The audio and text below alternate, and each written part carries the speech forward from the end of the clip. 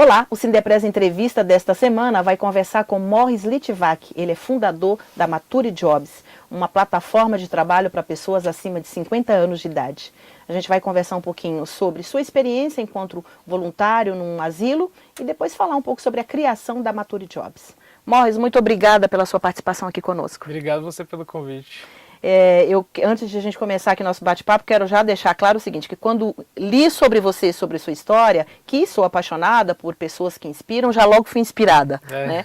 Então, bom. por isso que você está aqui com a gente hoje, porque a ideia é inspirar as pessoas que estão nos assistindo, especialmente no momento que o país está vivendo tão trágico, né, Morris? É verdade, tem que ter, né? Tem que ter essas coisas boas, assim, pra gente contar e pra, de fato, nos animar um pouco. Bom, pra gente começar, eu queria que você contasse aí a sua trajetória de vida profissional, considerando que você é jovem, né? Eu tenho 34 bem jovem. anos. Né? Na verdade, eu sou engenheiro de software, Sim. né? Então, eu trabalhei minha vida inteira com meu pai, a gente tinha uma empresa de tecnologia que começou em casa, quando eu era adolescente ainda, depois eu me formei em engenharia de software. E aí a gente acabou vendendo a empresa em 2012, mas antes disso eu fiz um trabalho voluntário num asilo, né, como você comentou, que por um ano eu ficava indo nesse lugar, indo ajudar os moradores, os idosos a mexer no computador, a entrar na internet, mandar e-mail para os filhos, para os netos, essas coisas.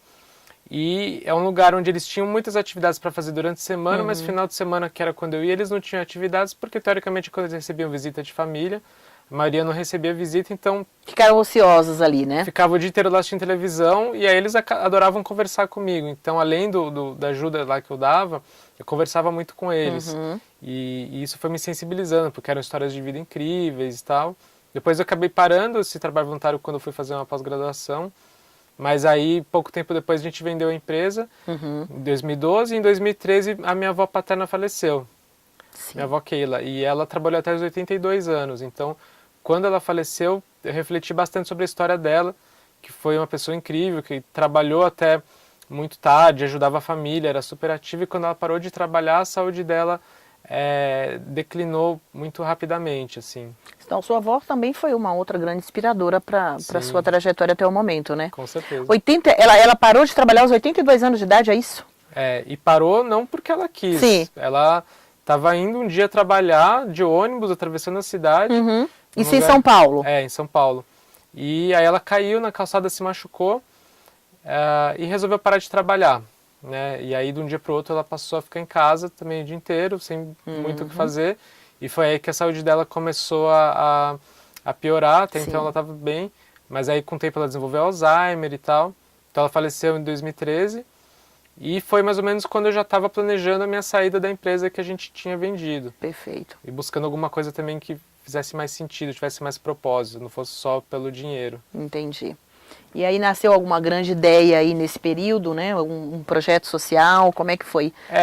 Aí em 2014 eu comecei esse projeto que chama Conectando Gerações, que a ideia era conectar jovens com idosos moradores de asilo via internet. Por Skype, por exemplo, eles conversarem, para trocarem experiência, dar atenção, né, baseado na experiência que eu tinha tido nesse trabalho voluntário, onde muitos amigos meus falavam, eu adoraria fazer isso, acho super legal, mas eu não tenho tempo.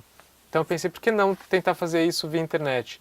E foi super legal, esse projeto rolou assim por vários meses, durante o segundo semestre de 2014, e foi um aprendizado muito grande, muitas conversas aconteceram, e foi assim que eu entrei de cabeça nesse mundo, comecei a entender sobre o envelhecimento da população no Brasil, estudar um pouco sobre Exatamente, né? Eu imagino que você tenha mergulhado um pouco sobre nesse tema. Sim, muito. Aí comecei a ir a eventos, participar de grupos, entender que o Brasil está envelhecendo super rápido e ainda tem muita pouca coisa sendo feita a respeito. E aí meio que abracei essa causa mesmo, né? E esse projeto, a ideia é que ele fosse um negócio social, ou seja, uma empresa de impacto social, não fosse uma ONG, uma coisa assim, para ele poder se sustentar sozinho.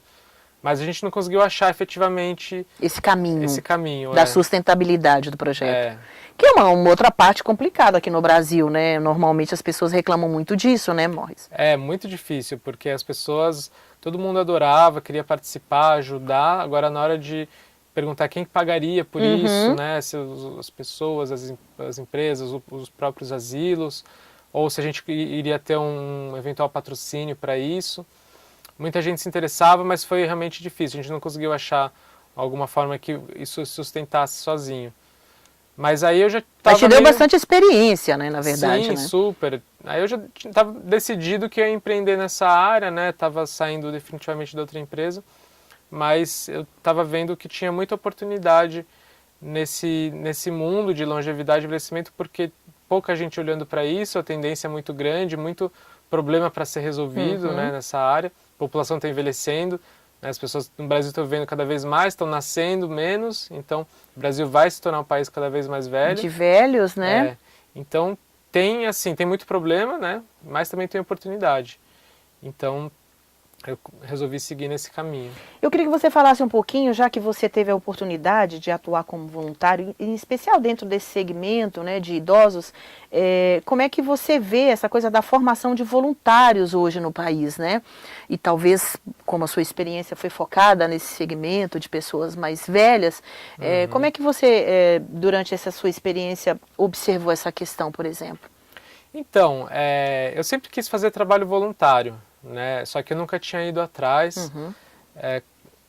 Antes de 2011 até era mais difícil você procurar pela internet um trabalho voluntário para fazer. Hoje em dia é mais fácil, né? O processo é menos burocrático e hoje em dia tem vários sites onde você consegue achar diversas oportunidades de trabalho voluntário no Brasil todo. A tecnologia modernizou um pouco isso também, facilitou tem também. vários sites que fazem a ponte entre ONGs e voluntários que querem ajudar, então hoje em dia está bem mais acessível, isso bem melhor.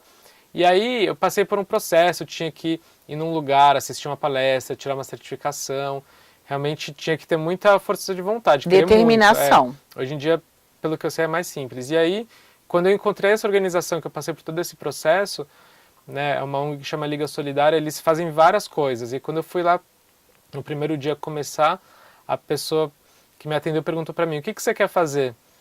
Aí eu falei, não sei, acho que trabalhar com crianças, é a primeira coisa que vem à cabeça, né, eu acho que da maioria das pessoas.